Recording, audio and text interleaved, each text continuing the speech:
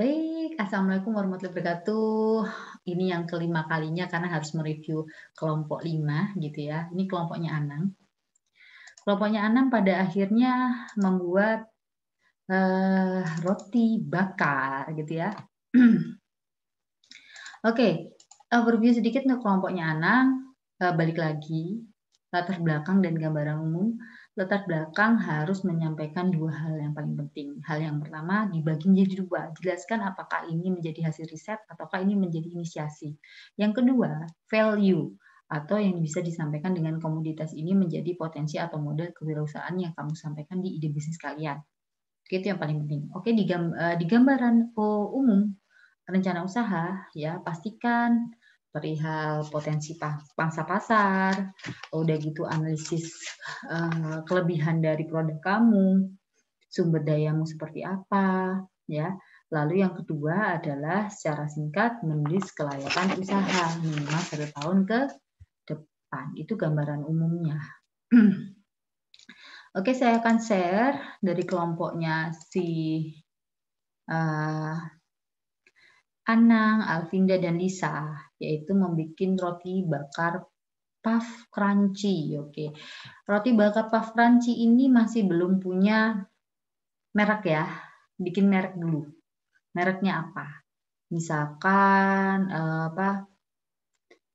pulau sandwich gitu atau pulau apa ya, apa gitu misalkan. Nanti di bawahnya roti bakar puff crunchy gitu kan. Legendaris misalkan tambahkan begitu. Oke, boleh. Oke, latar belakang. Saya nggak tahu ini kenapa font-fontnya beda ya. Apakah Anda copy paste? Saya juga tidak paham. Tidak apa-apa kalau kalian punya ide atau punya sumber ide ya, sumber ide dari internet di oke boleh. Tapi tolong dimodifikasi, jangan langsung di copy paste, oke? Lah, balik lagi. Panduannya tolong dibaca. Ini panduannya sepertinya belum dibaca ya. Oke, latar belakangnya roti agar sasemen supaya lapisan oke. Oke, ini belum mencakup dua hal tadi tentang latar belakang. Ya, apakah ini inisiasi? Apakah hasilnya hasil riset? Roti bakar yang seperti apa? Apakah misalkan roti bakar tanpa gluten? Itu bagus loh. Ya kan? Berarti bahan. Kalian punya hasil riset tentang bahan. Misalkan kalian bikin roti bakar dari tepung bonggol pisang misalkan. Itu luar biasa gitu. Walaupun tidak semuanya misalkan atau misalkan kalian karena tepung ya. Roti bakar yang seperti apa, sumbernya seperti apa, kalian harus buat gitu. Tidak melulu tentang oh ini merupakan camilan disukai lapisan masyarakat. Kalau camilan udah camilan, tapi apa yang membuat kalian berbeda dengan roti bakar yang lain? Apakah hanya karena roti bakarmu puff crunchy gitu? Ya enggak juga gitu loh. Apa yang berbeda? Membedakan tuh tidak hanya satu hal, bisa beberapa hal yang kalian bisa lakukan pembeda. Oke, misalkan caranya seperti itu atau sumber bahan bakunya, ya kan? Kalian harus pelajari dari riset-riset. Coba cek videonya dari timnya Astral. Oke, cari riset-riset. Kalau menurut saya, Anang paham betul ini bahwa pekerjaannya di BAU juga salah satunya ini kan ya, Nang ya. Jadi coba dicek ulang, Nang. Kalau misalkan punya contoh-contoh proposal-proposal PKM di sana, atau kamu kontak teman-teman di inkubator atau di mana itu pasti punya contoh-contohnya seperti apa. Bahwa latar belakang itu tidak bisa dibuat seperti ini gitu ya, harus jelas. Apakah ini ada hasil risetnya, inisiasinya seperti apa, dan pangsa pasarnya seperti ngambilnya seperti apa gitu. Misalkan kalian buat pangsa pasar yang lain daripada yang lain karena ceruknya itu masih besar di sana. Memang jualan roti bakar, kalau misalkan jujur ya, kalau saya pribadi pun itu di Gunung Angkringan jualan roti bakar, tapi roti bakar yang seperti apa yang harus saya package yang jadi di gunung banget gitu loh. Itu kan harus punya. Oke. Jadi di latar belakang tidak menyebutkan termasuk komoditasnya seperti apa yang membuat ini menjadi value. Bisa jadi dari bahan baku, tadi bilang hasil risetnya dari bahan baku, bisa jadi, atau misalkan kalian bisa pengolahannya ya, bisa menggunakan teknologi produksinya misalkan. Oke. Atau misalkan susunya tidak pakai susu hewani, atau akhirnya pakai soya misalkan, atau membuat rotinya seperti apa. Mohon diperjelas dengan baik ya. Oke. Tolong direvisi sebaik mungkin.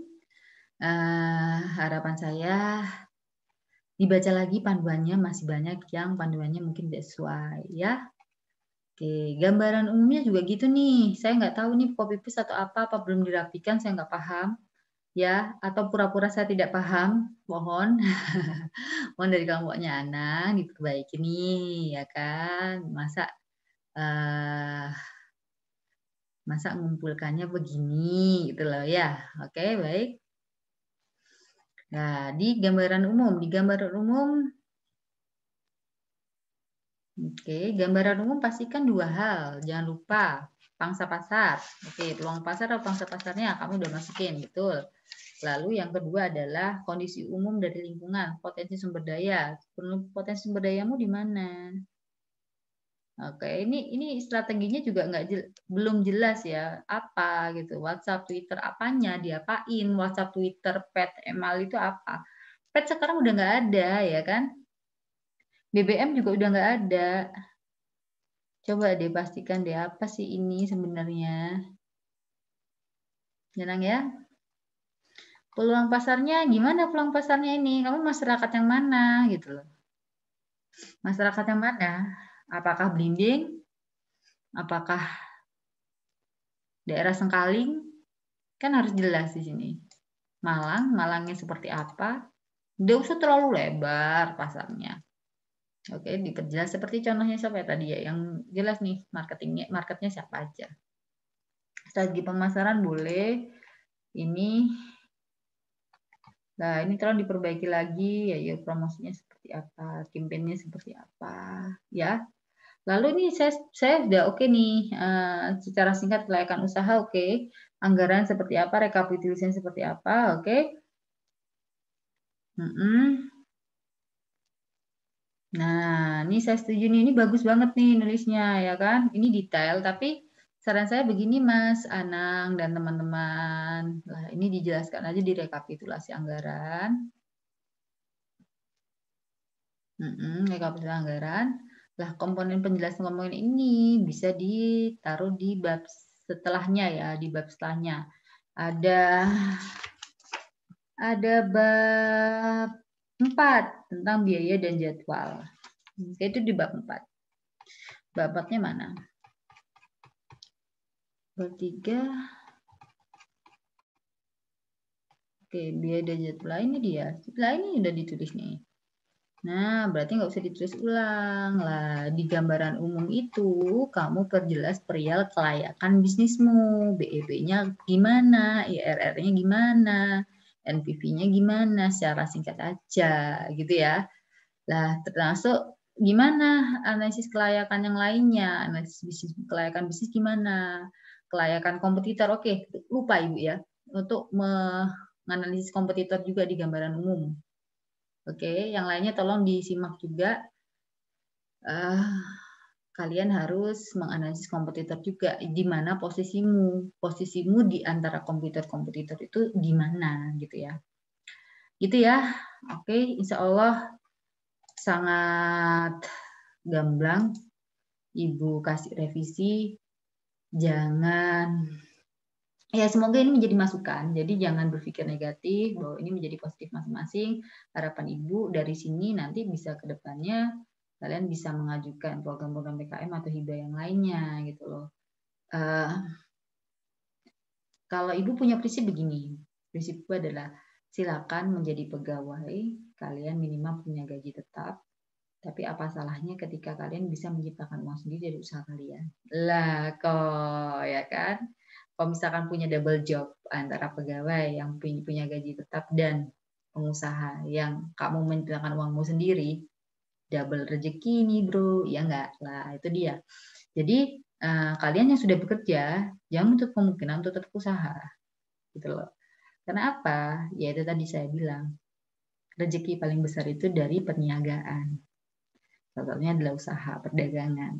Oke, gitu aja. Tolong direvisi. Direvisi. Harapan saya, insya Allah di bulan Februari Maret ini akan ada kompetisi-kompetisi dan dari kelas kewirausahaan ini bisa menyusun, menyusun proposal untuk mengikuti kompetisi tersebut, gitu ya. Oke, baik, tolong direvisi, segera dikumpulkan karena 2-3 hari lagi Ibu akan memberikan review untuk yang bab 3 dan bab 4 untuk revisinya. Menjelang UAS, kalian kumpulkan revisi tersebut. Begitu ya. Baik, terima kasih. Bye-bye. Wassalamualaikum warahmatullahi wabarakatuh.